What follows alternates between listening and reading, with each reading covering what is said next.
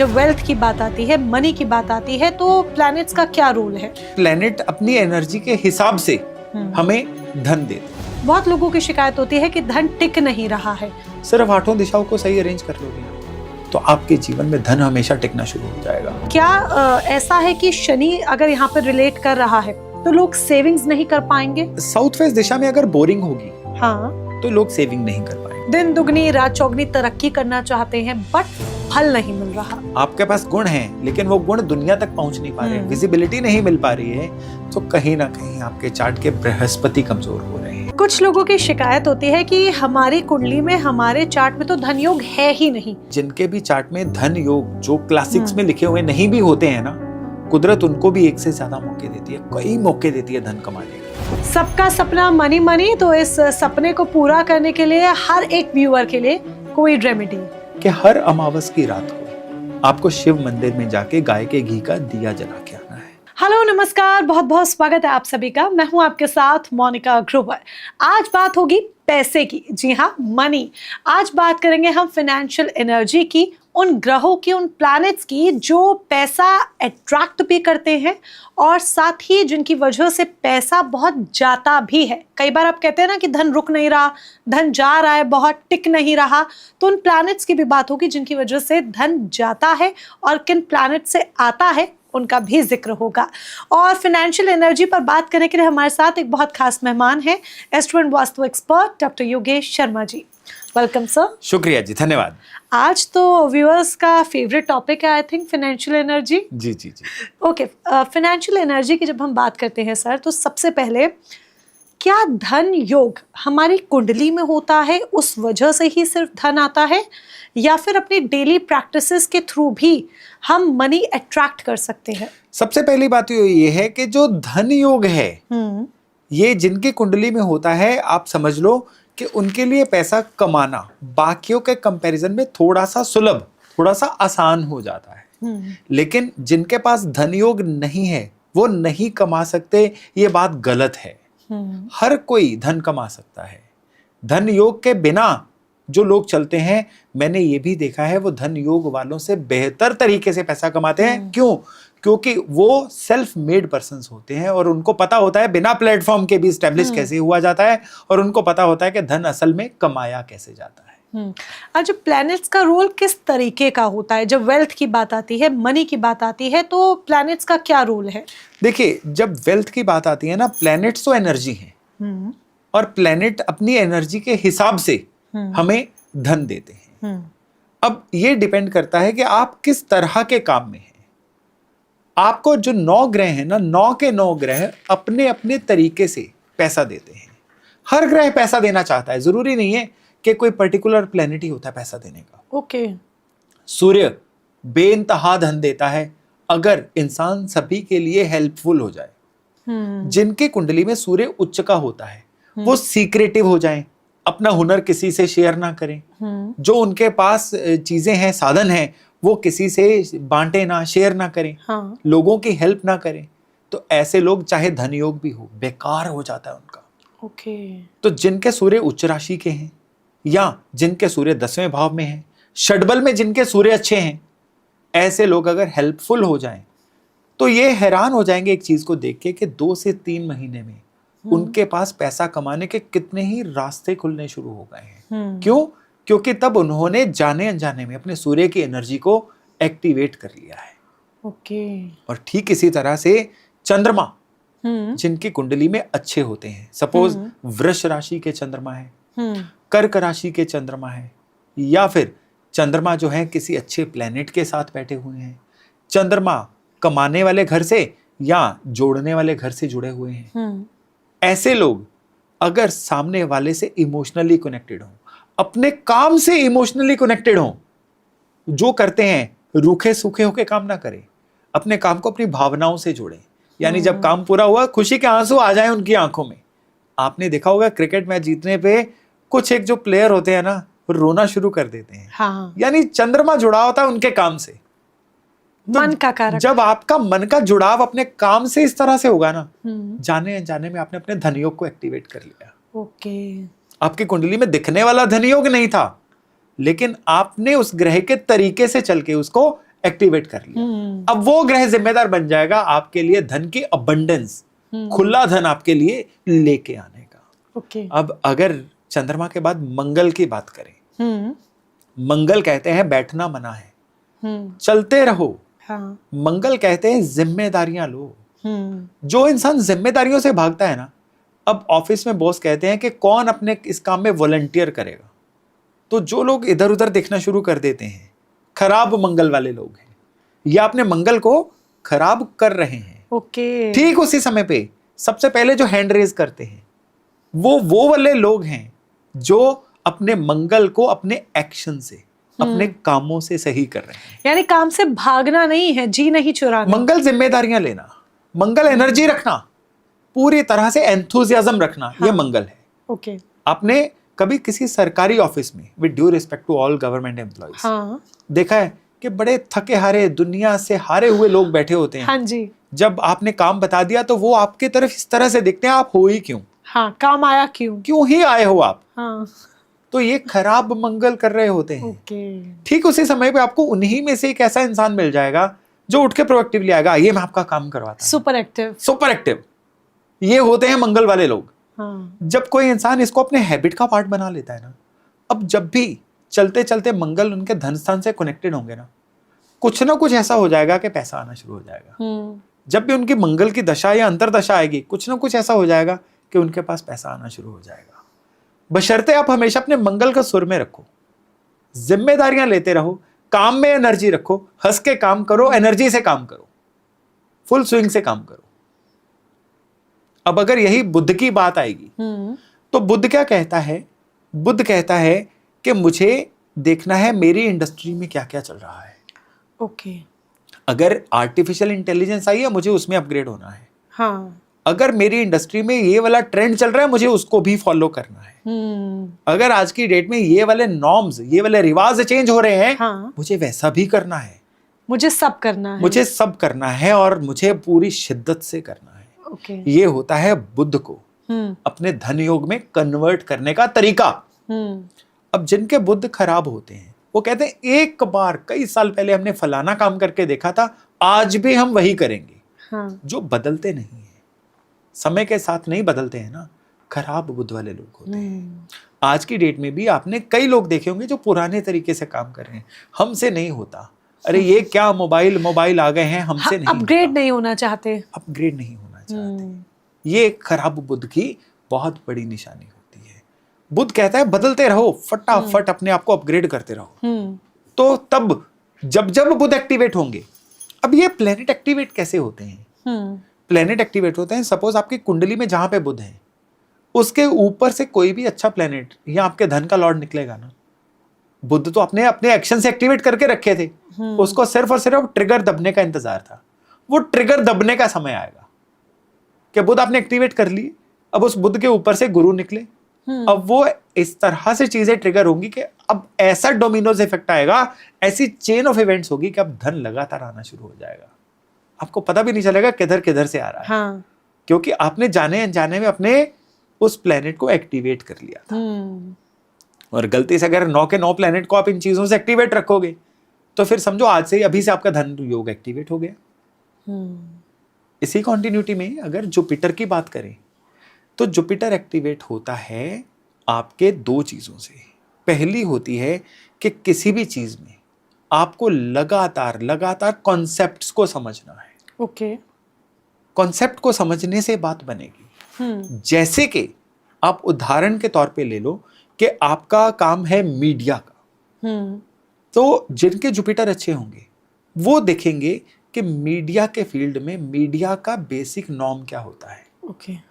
सच को सामने लाना। हाँ। मीडिया का नॉर्म क्या होता है कि किसी भी चीज को जैसी यथा स्वरूप है लोगों के सामने लेके आना। तो जिनके जुपिटर अच्छे वो तो ऐसा करेंगे, जिनके जुपिटर खराब हैं वो कुछ भी करेंगे, वो सिर्फ टीआरपी के लिए खेलेंगे। मैंने सिर्फ ये, मैं माफी चाहूंगा कि मैंने सिर्फ आपके फील्ड की एग्जांपल दी एक चीज को कन्वे करने के लिए। हाँ जी। एस्ट्रोलॉजी में भी तो यही है। हाँ। डॉक्टरी में भी तो यही है जी। टीचिंग में भी तो यही है, हर मतलब फील्ड में एक तरह से हम ये समझ सकते हैं कि नॉर्म्स नहीं समझना या बेस क्लियर ना होना, बस करते चले जाना। Yes, okay. अगर खराब जुपिटर वाला बच्चा होगा वो रट्टा लगाता रहेगा। हाँ। अच्छे जुपिटर वाला बच्चा होगा वो पढ़ाई के कॉन्सेप्ट को समझेगा तो फिर वो उसको अच्छे से परफॉर्म भी करेगा।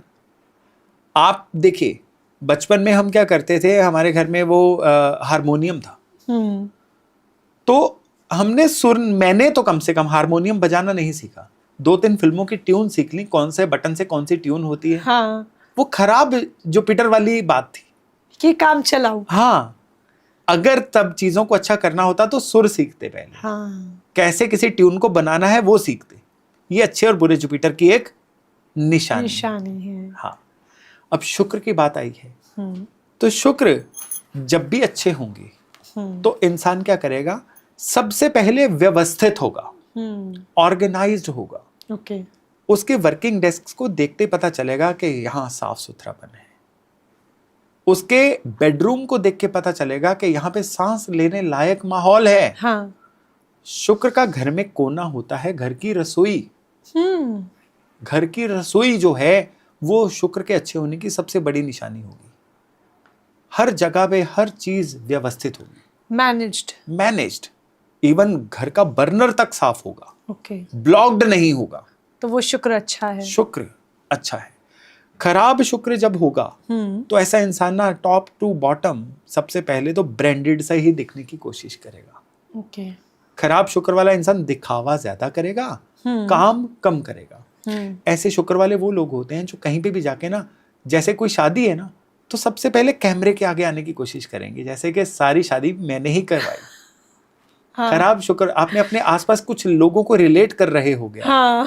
किसी भी फंक्शन पे जाएंगे 2-4 ऐसे मोमेंट्स पे सामने आ जाएंगे, ऐसे लगेगा कि बस यही है घर के करता धरता, यही करता धरता है, जबकि करना कराना कुछ नहीं, खाया पिया कुछ नहीं, गिलास थोड़ा बारह। हाँ। ये होती है शुक्र के खराब होने की। फूफा मामा के कौन से ग्रह होते हैं? फूफा और जीजा के। देखिए ये पॉडकास्ट ना घर में लड़ाइयां डलवाने के लिए नहीं है, सो नो कमेंट। मैं अपनी हंसी कंट्रोल नहीं कर पा रही हूँ, आप जिस तरह के एग्जांपल्स दे रहे हैं ना, मैं मतलब मोमेंट्स रिकॉल कर पा रही हूँ लाइफ के। अब आपको पता चल चुका है कि कौन अच्छे शुक्र वाला है कौन नहीं। ट्रू। तो अब शनि की बात करें तो यहाँ पे चीज बहुत सीरियस होती है। खराब शनि वाले लोग लेजी, चीजों को टालने वाले, कल पक्का, हाँ, ये वाले जो लोग कहते हैं कल कर लेंगे, परसों कर लेंगे। बिल्कुल। और जो अच्छे शनि वाले लोग हैं उनके पास एक स्टैंडर्ड ऑपरेटिंग प्रोसीजर होता है। ओके। उसी से वो काम करते हैं। दैट मींस एक चार्ट नहीं, एक टू डू लिस्ट होती है, एक पूरा तरीका होता है काम कि कैसे करना है। पूरा सारे दिन में वो उसी तरीके से चलेंगे और प्रॉपर वो, मतलब अगर ऑफिस की बात है तो सुबह आके उनका काम करने का प्रोसेस क्या होगा कि प्रिडिक्टेबल होगा कि सुबह आके पहले ये करेंगे, फिर ये करेंगे, फिर ये करेंगे। अगर उनसे पहले फलाना काम करने को कह दिया जाए वो मना कर देंगे कि मैं एक प्रोसेस से ही चलूंगा, और काम कभी छोड़ेंगे नहीं। खराब शनि वाले लोग अस्त व्यस्त लोग, उनके टेबल पे ऐसा लगेगा अभी बम फटा है, इतना अस्त व्यस्त हो रखा होगा, और उनको प्रायोरिटी नहीं पता होगी। 10वें नंबर वाला काम सुबह पहले नंबर पे कर लेंगे और पहले नंबर वाला काम उनसे छूट ही जाएगा। ओके। ये खराब शनि वाले लोग होते हैं। तो शनि जब आप अच्छा करते हो ये सबसे बढ़िया धन योग जागृत करता है। क्यों? क्योंकि शनि 2.5 साल तक एक राशि में रहता है, तो पैसा लगातार फ्लो आता है, इसीलिए शनि ज्यादा पैसा देता है। फिर राहु की बात करते हैं। राहु क्रिएटिविटी है, राहु हसलिंग है, जुगाड़ है। राहु कहता है एक से ज्यादा जगह से पैसा कैसे कमाया जाए। हाँ। खराब राहु लालची बनाता है, ग्रीडी बनाता है। राहु जब खराब होता है ना, ऐसा इंसान किसी से पैसा हड़पा कैसे जा सकता है उसकी फिराक में रहता है, ठगी कैसे की जाए उसकी फिराक में रहता है, फ्रॉड कैसे किया जाए उसकी फिराक में रहता है। अच्छे राहु वाला इंसान क्या कहता है, काम ईमानदारी से करेंगे, अच्छे से करेंगे। हाँ। राहु भी तो असुरों का राजा है, स्वरभानु, तो राजा जैसा ही सोचता है वो अच्छा राहु। फिर वो कहता है कि मैं पैसा ज्यादा कमाना चाहता हूँ, सोर्सेज अलग अलग रहेंगे, काम करने का तरीका डिफरेंट रहेगा। हाँ। लेकिन करेंगे आराम से काम और शान से। खराब राहु वाला चोरी चकारी भी कर सकता है। ओके। फिर रही बात केतु की। केतु जब अच्छा होगा तो सबसे पहले ना केतु करता है, श्रेड करता है चीजों को, छांटता है। अच्छे केतु वाले लोग सबसे पहले खराब आदतों को हटाएंगे। अच्छे केतु वाले लोग खराब लोगों को अपने आसपास टिकने नहीं देंगे। आपने कई ऐसे लोग देखे ना जो आइसोलेशन में रहते हैं, जो ज्यादा किसी से हिलते मिलते नहीं है। हाँ, अलग अलग रहते हैं, किसी एक या दो से ही बनती है उनकी। अच्छे केतु वाले लोग खराब केतु वाले जो लोग हैं वो सड़ियल बुद्धि बन जाते हैं। वो क्या करते हैं, हर दूसरी बात पे रिएक्ट करना होता है। वो शादी ब्याह में भी जाएंगे, वो जो फूफा वाली बात आपने की थी, ये खराब केतु वाले लोग होते हैं कि भीड़ में अलग दिखना। तो अब यानी नेक्स्ट घर की कोई भी शादी हो तो मैं फूफा को ये कह दूं कि आपका केतु खराब है? आप कह सकते हो, अगर बाद में दोबारा नहीं बुलाना है उनको तो। जी, तो ये तो ग्रहों की बात हो गई सर, कि ये जो 9 प्लैनेट्स हैं वेल्थ के मामले में किस तरीके के हैं। अब मुझे ये बताइए कि हम प्रोबेबली जब भी वेल्थ की बात करते हैं या मनी की बात करते हैं तो मोस्टली लोग सबसे पहले सिर्फ शुक्र का जिक्र करते हैं। अब सारे प्लैनेट्स को बैलेंस कैसे करना है ताकि जो वेल्थ है, जो मनी है, वो हमेशा रहे? देखिए, जो शुक्र है ना वो धन के कारक हैं, लेकिन शुक्र का धन में रोल लिमिटेड है। शुक्र क्या है, पैकेजिंग है। ओके। शुक्र क्या है, आप अपने काम को प्रेजेंट किस तरह से कर रहे हो। अब आप सपोज करो कि जुपिटर क्या है, ज्ञान, हाँ, विजडम। ठीक है। आप एक इंसान ऐसा जो टीचर है, उसके पास अथाह ज्ञान है, उसने इतनी बुक्स पढ़ रखी हैं, इतनी बुक्स लिख रखी हैं, हाँ, इतने कॉन्सेप्ट उसको पता है, लेकिन वो क्लास में आता है बड़ी हुई दाढ़ी के साथ, अस्त व्यस्त, कपड़े मैले के मैले हैं, हाँ, और जब पढ़ाना शुरू करता है तो डांट के पढ़ाता है, उसके पढ़ाने में कोई सुर ही नहीं है। ठीक उसी समय पे उतने ही ज्ञान वाला एक और टीचर आता है जो पूरी तरह से साफ सुथरा, पोलाइट एंड वेल ड्रेस्ड है, और उसको पता है कि सॉफ्टली अपने आइडियाज को सामने वाले के दिमाग में कैसे कन्वे करना है। उसको नोट्स बनवाने का तरीका है। अच्छे शुक्र वाला इंसान, यानी जो आपको आता है वो एनफ नहीं है, अच्छी पैकेजिंग के साथ किसी को पेश कैसे करना है, डिलीवर करना। हाँ, आपके बाहर, गली के बाहर एक अच्छा बर्गर वाला शायद मैकडॉनल्ड्स से अच्छा बर्गर बनाता होगा, लेकिन उसकी पैकेजिंग या प्रेजेंटेशन वो नहीं है जो मैकडॉनल्ड्स की है। यानी मैकडॉनल्ड्स के पास अगर स्किल है तो पैकेजिंग भी है। यस। तो एक पैकेजिंग जो जनमानस के बीच आपको पॉपुलर करे, वो शुक्र है। अंदर और बाहर दोनों तरफ से अच्छा होना चाहिए। इसलिए इंपॉर्टेंट है कि आपने क्वालिटी ले आए, अब उस क्वालिटी को जनता तक, जगत तक कैसे लेके जाना है। अगर आपके पास स्टफ नहीं है, सब्सटेंस नहीं है, क्वालिटी नहीं है, तो अकेला शुक्र वहां पे कुछ नहीं कर सकता। आप किसी बुरी क्वालिटी की चीज को एक बार अच्छा स्टफ, अच्छा शक्ल देके पेश कर सकते हो, उसकी दोबारा डिमांड नहीं आएगी। दोबारा डिमांड तभी आएगी अगर प्रेजेंटेशन के साथ साथ क्वालिटी भी है। यस, दोनों चीजें हो, प्रेजेंटेशन भी हो, क्वालिटी भी हो। जब धन की बात आती है, पैसों की बात आती है, तो बहुत लोगों की ये शिकायत होती है, हालांकि पहले भी कई बार आप ये बातें बता चुके हैं।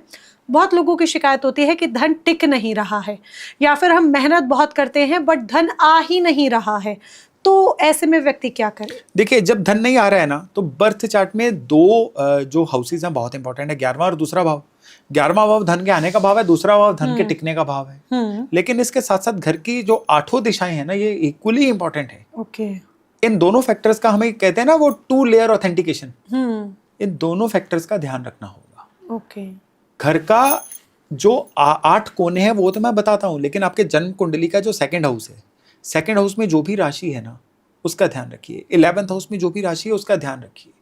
अब इनको आप घर के अंदर लेके जाइए। घर की 8 दिशाओं में आपने क्या क्या अरेंजमेंट करना है कि कहीं से भी धन ना रुके। सिर्फ 8 दिशाओं को सही अरेंज कर लोगे ना, तो आपके जीवन में धन हमेशा टिकना शुरू हो जाएगा। जो आपके घर का ईस्ट है ना, वहां पे कुछ ऐसा अरेंजमेंट करिए कि वहां पे कोई प्यारा सा ऑरेंज कलर का या एक क्रीमिश से कलर का लैंप जला के रखिए। ओके। घर के पूर्व में, और घर के पूर्व को हमेशा साफ सुथरा रखिए। साफ सुथरा घर की 8 दिशाओं को रखना है। कोई ये दिशा नहीं है कि उसको गंदा रखोगे तो धन आ जाएगा। अलक्ष्मी, गंदगी तो आपको घर से दूर करनी ही होगी। लेकिन जो घर की पूर्व दिशा है ना, वहां पे एक ऑफ वाइट कलर का लैंप किसी ना किसी तरीके से जरूर जला के रखिए। ये घर के ईस्ट को इस तरह से एनर्जाइज करता है कि आपको जो धन है ना, पब्लिक कनेक्शंस के थ्रू आना शुरू हो जाता है। तब आपकी नेटवर्किंग आपके लिए धन कमाने का काम करती है। फिर घर का ईस्ट के बाद साउथ ईस्ट की बारी आती है। साउथ ईस्ट जो एरिया है, ये शुक्र से जुड़ा हुआ एरिया है।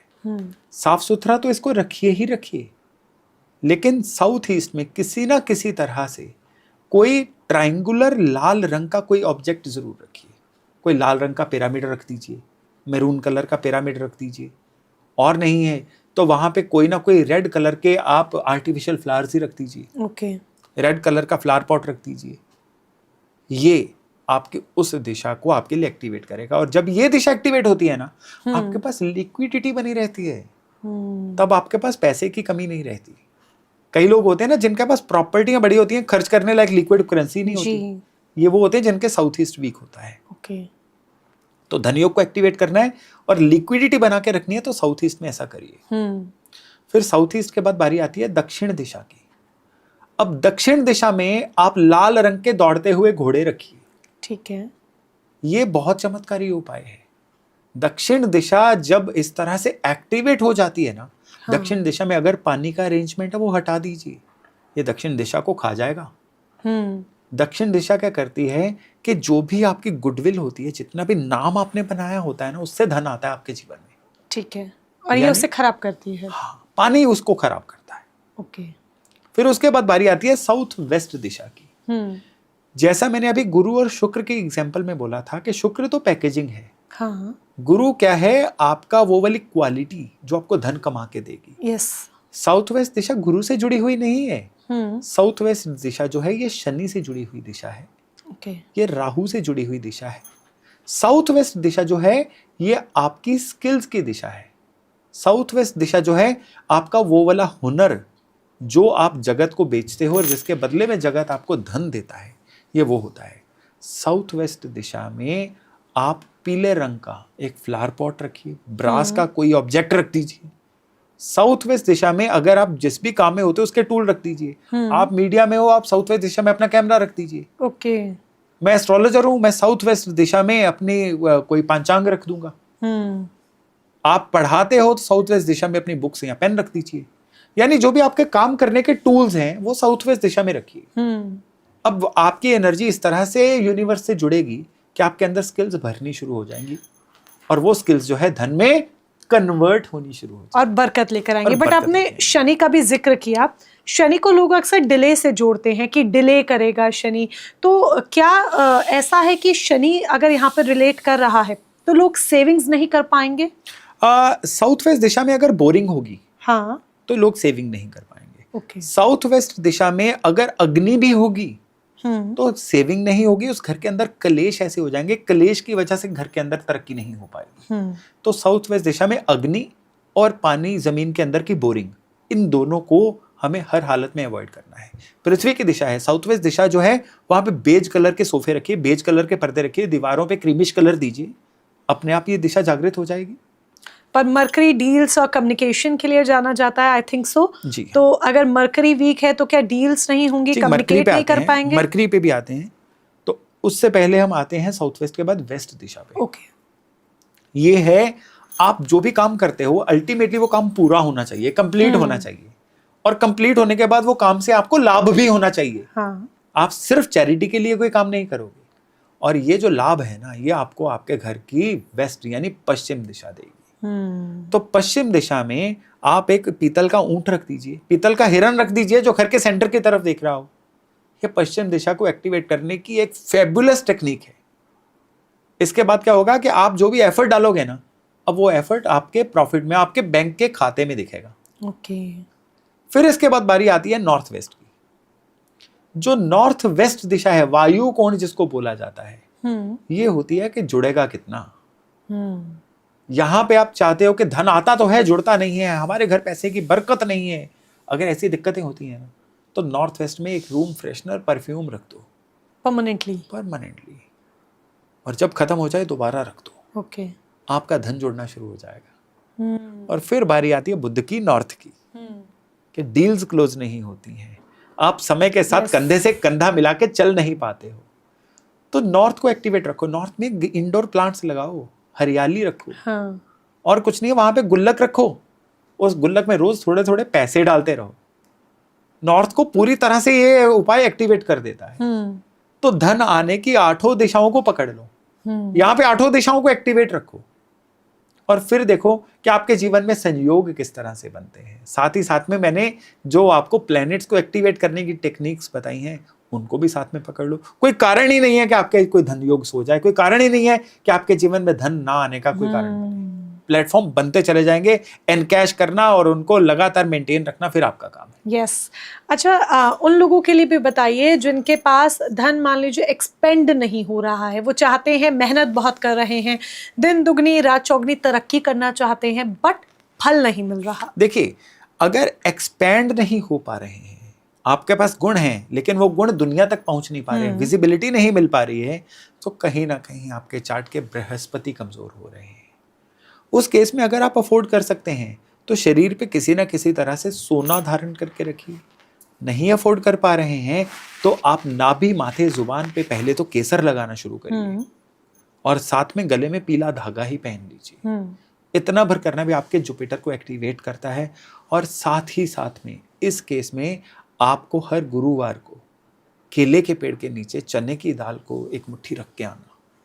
ये बड़ी चमत्कारी रेमेडी है जो कि आपके जुपिटर को आपके फेवर में करती है। आप एक्सपैंड करते हैं, रेलेवेंट लोगों को आप दिखना शुरू करते हैं, अपनी मार्केट आपको मिलती है और फिर उस मार्केट में आपको सफलता भी मिलनी शुरू हो जाती है।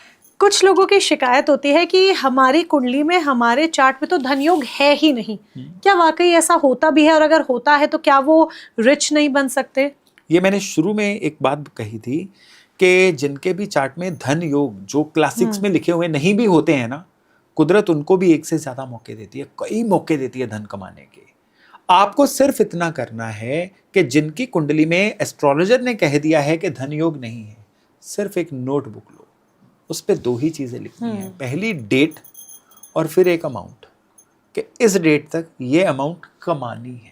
और उसके नीचे एक मैनिफेस्टेशन की तरह, ये मैनिफेस्टेशन आप इसको कह लीजिए। और नीचे 3 पॉइंट्स में लिखिए हाउ। ये तरीका, प्लान बी और प्लान सी। अब उसको पन्ने को बंद करके रख दीजिए। आप कुछ महीनों बाद जब उस नोटबुक को खोलोगे, आप देखोगे आधा रास्ता तो आपने तय कर लिया। अब आपके सबकॉन्शियस में वो चीज जो है रजिस्टर हो चुकी है। धनयोग आपको मिला नहीं, आपने बना लिया। यस बस आपको करना क्या है, इन प्लैनेट्स के तरीके से चलना और घर के अंदर की एनर्जी को अपने लिए बना के रखना है। एक बहुत ज़रूरी टॉपिक, हालांकि बहुत वाइड हो सकता है, बट मैं चाहूंगी कि आप शॉर्ट में से कंक्लूड करें। क्या जेमस्टोन पहनने से मनी आती है, धन आता है? डेफिनेटली जेमस्टोन पहनने से मनी, धन आता नहीं है, लेकिन इतना होता है कि जो आपके एफर्ट होते हैं जेमस्टोन उनको सहेज के रखते हैं। यानी जेमस्टोन आपके द्वारा किए गए कर्मों को, आपके एफर्ट्स को सपोर्ट करते हैं, उनको एक बफर देते हैं, उनको एक कुशन देते हैं।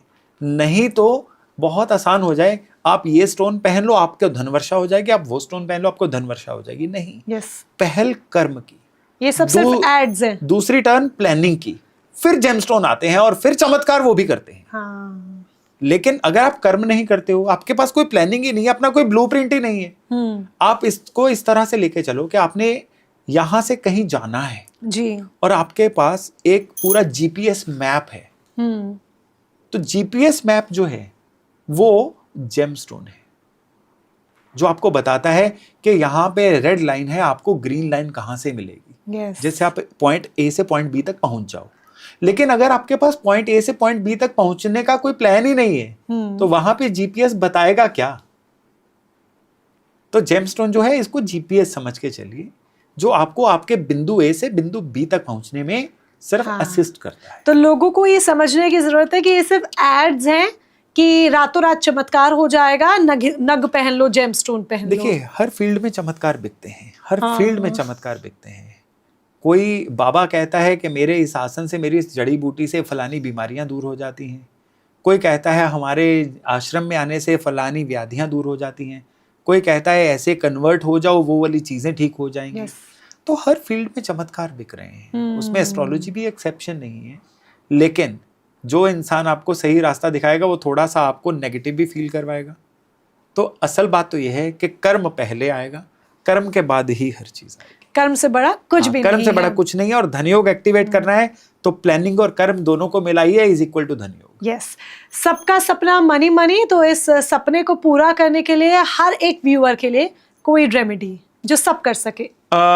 यहाँ पे एक रेमेडी है, वो महालक्ष्मी से जुड़ी हुई है कि दिवाली महालक्ष्मी का पूजन अमावस वाले दिन किया जाता है।